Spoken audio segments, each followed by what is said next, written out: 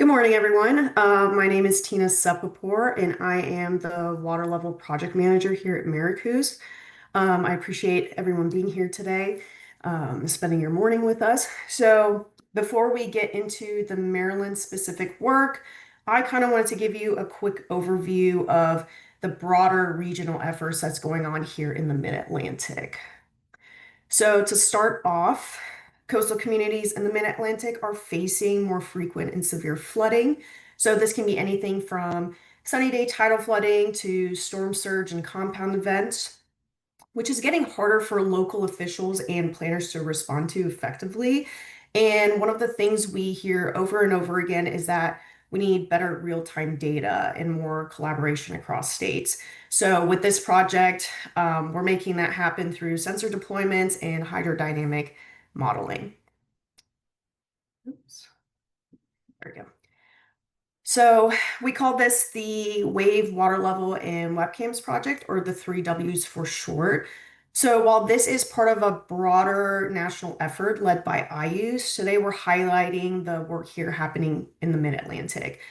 This project is a collaborative effort across 5 states, supported by the Inflation Reduction Act, that's helping coastal communities access the data they need to better prepare for flooding and build long-term readiness.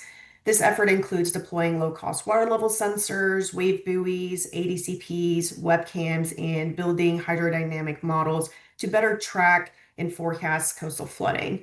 The data we collect feeds directly into tools used by emergency managers and planners, which helps communities better prepare for things like storm surge, sunny day flooding, and wave impacts. And one of our main goals is to not only keep this data local, but we're working to align it with national standards so it can be used in federal platforms like co-ops and eventually feed into NOAA and National Weather Service tools. Ultimately, these efforts improve real-time awareness and support long-term resilience planning across the region. So we've been working closely with the Weather Forecast Office to improve local modeling and forecasts by sharing the data we're collecting through this network. But this isn't just about pushing out the data. A big part of this is building that two-way conversations with communities. So we want to hear from you and know what kind of data would be most useful in your day-to-day work or planning. And this first year is really about listening and learning. So where are the gaps? What's missing that would help you plan or respond to flooding better? We're also making sure that we include a wide range of voices. We're doing this by connecting with tribal, local, and regional partners because at the end of the day, every community has different needs and priorities. We have a customizable data platform called Oceans Map that Sherry will talk more about shortly. But we want to know what would you like to see on it and what would be most useful to you and your team. Again, this is a collaborative project, and the input we get from you directly shapes the tools that we're building that would be most helpful, that would be helpful for you and your communities. So we are partnering with the University of Delaware, University of Maryland, Stevens Institute of Technology, Monmouth University, and Virginia Institute of Marine Science to enhance monitoring across the Mid-Atlantic. And although each state is tailoring their approach to meet local needs, in the end, we're all kind of sharing the common goals, such as improving flood forecasting and early warning, supporting community readiness and adaptation, and integrating this data into national and regional tools like Oceans Map. So now that I've kind of given you a bit of an overview, I'm going to briefly talk about what our other partners are doing in other states. So the first project is through the University of Delaware. This project is run by Dr. Jack Palayo and Dr. Alexandra Schuler. So the goal of their project is to assess local communities with coastal process understanding and provide real-time knowledge for data dashboard use and install a wave buoy network for offshore models and forecasts. So on the map, you can see those red dots. Those are going to be the proposed SOFAR buoy locations that would be giving us the hourly updates. We are also planning on putting out water level sensors, and the locations for those are still pending. So there is ongoing engagement to figure out where we want to put those. Next up is a partnership between Stevens Institute of Technology and Monmouth University. This is run by Dr. Philip Orton, Dr. Laura Kerr, and Dr. Tom Harrington. The goal of this project is to create a higher resolution shallow water barrier estuary model to improve water level predictions. So there has been regional planning in the state, but they're still dealing with a lot of flooding issues like nuisance flooding or the sunny day high tide flooding, especially in low-lying areas in the barrier islands. And what they're going to do is focus on data collection both over water, I'm sorry, in water and on land by using SOFAR buoy, ADCP, and water level sensors. They want to see if the SOFAR buoy works well in back bay areas that have shorter periods and smaller waves. And they will be working with communities to identify which locations are best suited for water level sensors to meet the community's needs.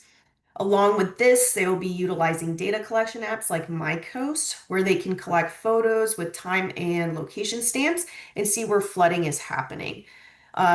So this will help verify flooding close to the tide gauges or even an area where there isn't a tide gauge close by. And it can help verify their flood model, which they hope will help create more accurate forecasts using the Stevens Flood Advisory System. And last but not least, um, at the Virginia Institute of Marine Science, this project is led by Dr. Derek Loftus. And with this project, he's more focused on the southern Chesapeake Bay area, especially around Hampton Roads. They're looking at locations that are dealing with regular flooding, but usually don't have enough water level sensors in place to monitor it effectively. So a big focus is on supporting rural communities that fall between the more urban population centers. And these communities often don't have the resources to install or maintain sensors on their own. So this project is going to be a huge help to fill in those gaps. So every year they're going to be focused on different parts of the coast. So we have the Middle Peninsula, Hampton Roads, Eastern Shore, Northern Neck, and the James River.